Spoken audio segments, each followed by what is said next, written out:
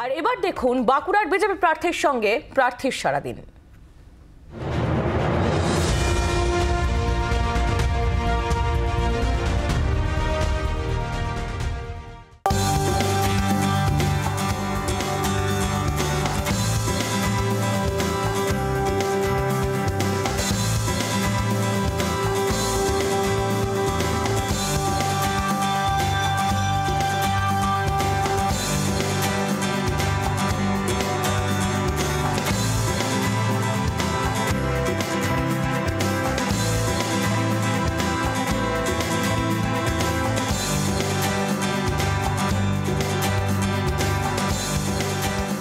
এখনো পর্যন্ত দিনে যদি 5 মিনিটও সময় পান অন্তত দুটো রোগী দেখেন।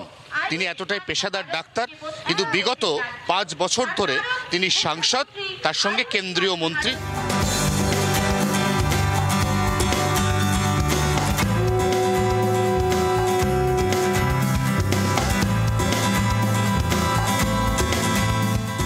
এই মুহূর্তে সুভাষ সরকার তিনি বাঁকুড়ার রানীবাঁধ এলাকায় নির্বাচনী প্রচার সারছেন। বারবার এটা দেখা গেছে যে জঙ্গলমহল বিজেপিকে আশীর্বাদ করেছে।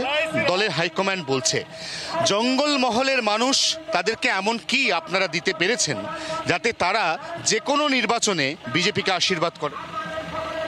জঙ্গলমহলে এই আদিবাসী ভাইদের জন্য আমরা অনেক কিছু করেছি। আদিবাসী ভাইদের জন্য সারা দেশের কথা ভাবলে সব থেকে বড় কথা, আমরা আদিবাসী একজন মহিলা শিক্ষিকা, তাকে আমরা রাষ্ট্রপতি বানিয়েছি। আদি সাঁওতালি ভাষাকে আমরা মর্যাদা দিয়েছি। আমরা ঝাড়খণ্ড রাজ্য বানিয়ে দিয়েছি। আর আদিবাসী ভাইদের জন্য অসংখ্য প্রজেক্ট, যদিও সব প্রজেক্টগুলো এখানে পশ্চিমবঙ্গ সরকার রূপায়ণ করতে দেয়নি। তার কারণ ওরা আদিবাসী বিরোধী, ওরা তো ভোটের রাজনীতি ছাড়া অন্য কিছু বোঝে না।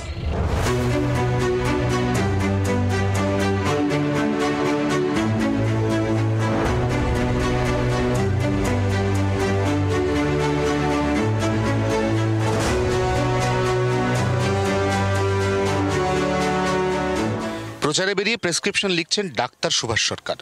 তিনি বাঁকুড়া লোকসভা কেন্দ্রের বিদায়ী সাংসদ, প্রাক্তন কেন্দ্রীয় মন্ত্রী এবং এবার অর্থাৎ 2024-এর লোকসভা নির্বাচনে তিনি বাঁকুড়া লোকসভা কেন্দ্রের বিজেপির প্রার্থী। প্রচারে ঘুরতে ঘুরতে তিনি হঠাৎ করে চলে এসেছেন রানীবাঁধ। এই রানীবাঁধ বিধানসভা এলাকায় এসে এমন একজন তরুণের সন্ধান তিনি পেলেন যার প্রয়োজনীয় কিছু চিকিৎসা বা পরামর্শের প্রয়োজন। আর দেরি না করে পরিবারের সঙ্গে কথা বলে সুভাষ সরকার হাতে তুলে নিলেন একটা সাদা কাগজের প্যাড এবং লিখতে শুরু করলেন প্রেসক্রিপশন, যাতে এই তরুণ খুব তাড়াতাড়ি সুস্থ হয়ে উঠতে পারে।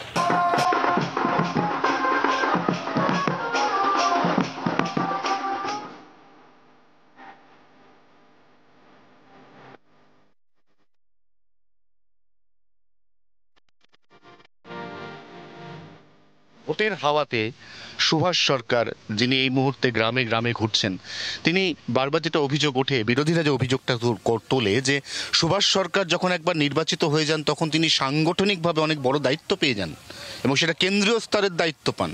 তখন আর সুভাষ সরকারকে এরকমভাবে কিন্তু গ্রামের মধ্যে চারপাইতে বসে থাকতে দেখা যায় না। বিরোধীদের একেবারে ভুল। তার কারণ আমি নিয়মিত গ্রামে আসি।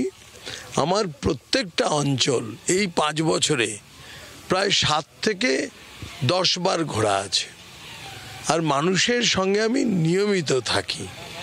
আর ওই দায়িত্ব ছিল বলেই আজ দক্ষিণ বাঁকুড়াতে 35,000 কোটি টাকার রাস্তা ব্যবস্থা করা গেছে। আর এটা তো বাঁকুড়ার মানুষের গর্ব। বাঁকুড়াতে এর আগে কখনো কেউ কেন্দ্রীয় প্রতিমন্ত্রী হতে পারেনি। সুভাষ সরকার তাকিয়ে রয়েছেন মে মাসের 25 তারিখের দিকে এবং তারপর গোটা রাজ্য, গোটা দেশ তাকিয়ে রয়েছে জুন মাসের 4 তারিখের দিকে। যখন ইভিএম এর সিল খোলা হবে, যখন ভিভিপ্যাট এবং ইভিএম কাউন্ট হবে, তখন বাঁকুড়ার মানুষ কাকে শেষ পর্যন্ত আশীর্বাদ করলো সেদিকেই সবার নজর। জি 24 ঘন্টার জন্য ক্যামেরায় তরুণের সঙ্গে অয়ন, বাঁকুড়া।